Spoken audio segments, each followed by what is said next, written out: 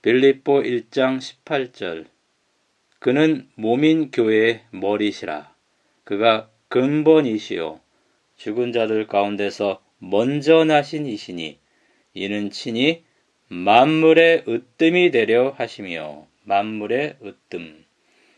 태국에서 약 1000년 동안 길거리에 흉물스러운 커다란 콘크리트 부처상 하나가 쓰러져 있었다고 합니다. 아이들이 그 위에 올라가서 놀았습니다. 농부가 설을 그 시멘트에 메어 놓기도 했습니다. 그것에 도르를 내면서 그 시멘트 불상을 버리기 위해서 기중기가 들어 올리다가 그것을 그만 떨어뜨렸습니다. 그 시멘트 불상에 금이 갔습니다. 그리고 그 틈으로 누런 금이 번쩍였습니다. 콘크리트 속에 400억이 넘는 세계에서 제일 큰 금불상이 있었습니다. 성막을 겉으로만 보면 광야의 모진 비바람과 모래바람에 찌든 물개 가죽만 보입니다. 성막의 겉은 초라합니다. 사람의 눈길을 끌지 못합니다. 그렇지만 성막의 안은 사면이 황금 찬란한 집입니다. 사람들은 예수님을 나사렛 목수의 아들로만 알았습니다. 그러나 예수님 안에 모든 보화가 감추어져 있었다고 골로새 2장 3절에 말합니다. 골로새 교회는 이단 문제가 있는 교회였습니다. 골로새 교회를 괴롭힌 이단의 정체가 무엇인지 지금까지 논쟁 중이고 결론이 나지 않았습니다.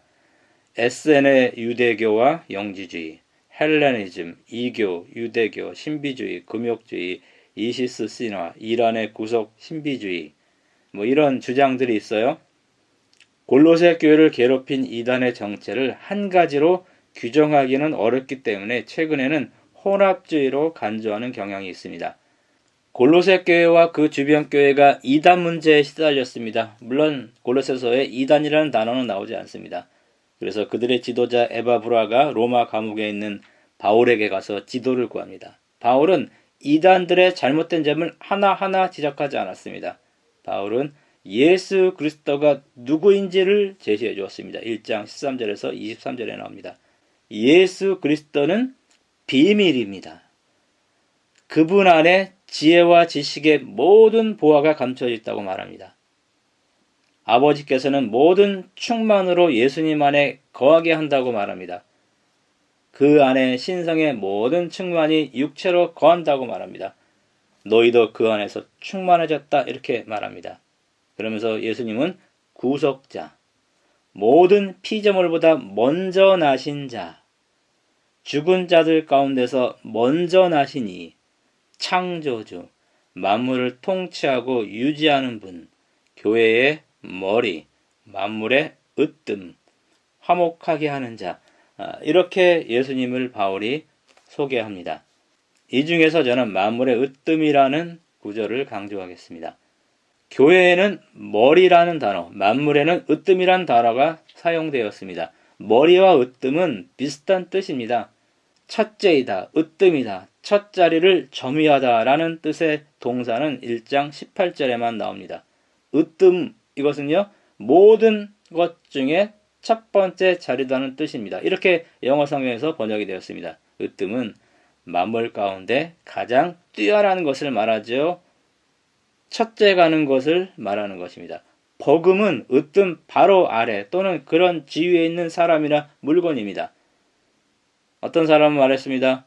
성경은 책 중에 으뜸이라고 말했어요. 으뜸과는 과업은 품성개발이라고 말했습니다. 교육 중에 으뜸은 가정교육이라는 말을 했습니다. 예수님은 만물의 으뜸입니다. 예수님이 만물의 주인이란 뜻도 됩니다. 내 삶의 으뜸은 무엇인가요? 예수님은 나에게 만물의 으뜸이 되는가요? 여기서 만물은 하나님의 창조물을 말하는 것입니다. 우리 삶에 그분이 으뜸이 되어야만 합니다. 그분은 내 삶에 으뜸이 될 만한 분이십니다. 지금 내 삶의 으뜸은 무엇인가요? 만물 중에 어떤 것을 나는 으뜸으로 삼고 있지는 않는가요? 첫 번째, 자기 자신이 으뜸일 수가 있습니다. 이 정신은 사탄의 정신이에요. 루스벨은 하늘에서 제일 으뜸인 하나님과 같아지려고 했기 때문입니다.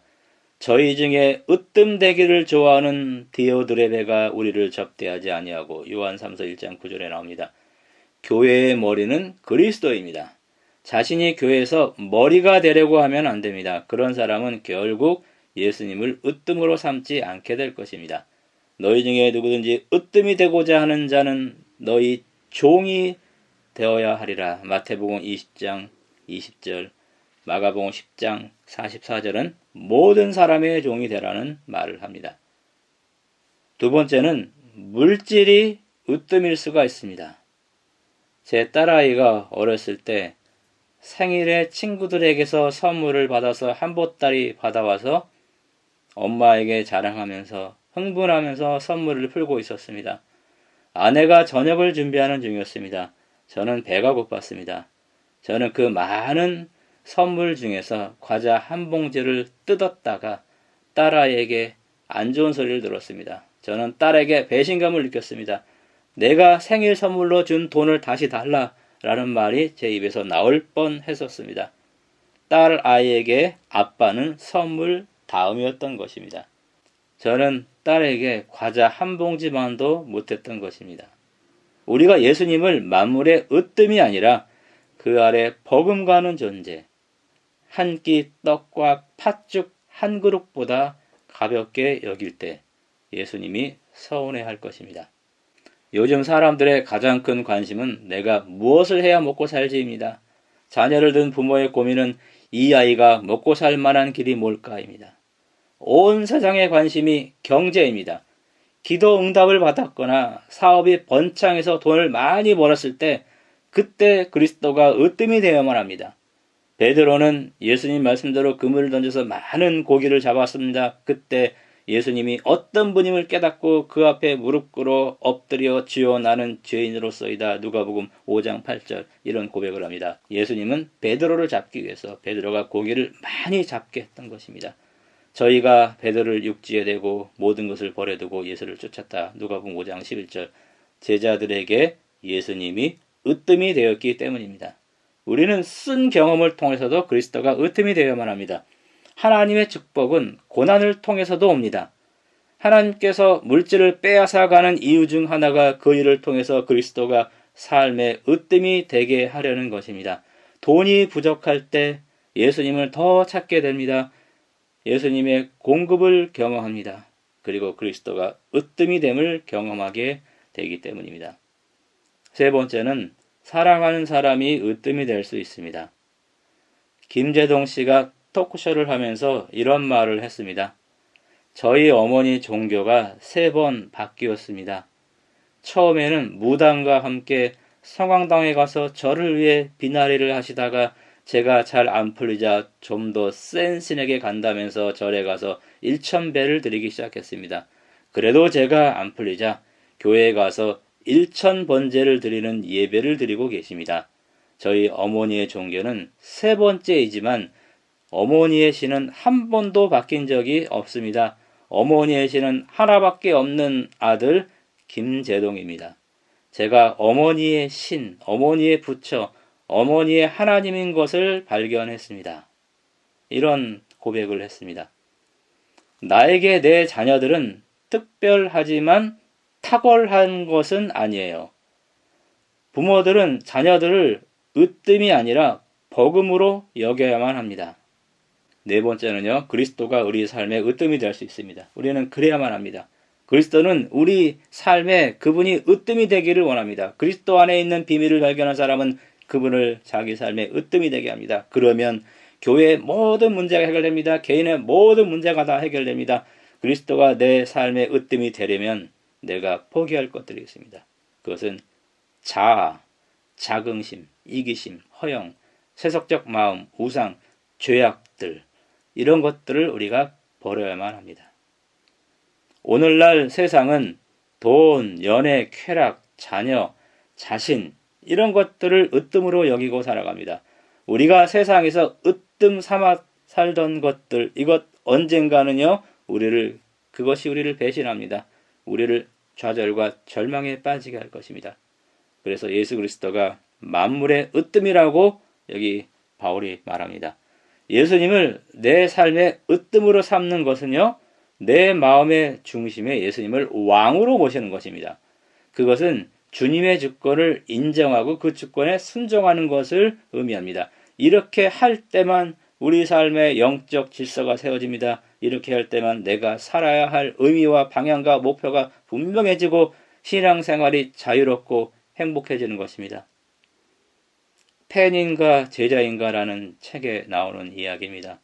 한 아이가 아버지를 따라 낚시하러 간다며 한껏 들떠 있었습니다. 날이 저물도록 입질이 오질 않았습니다. 아버지는 점점 짜증이 났습니다.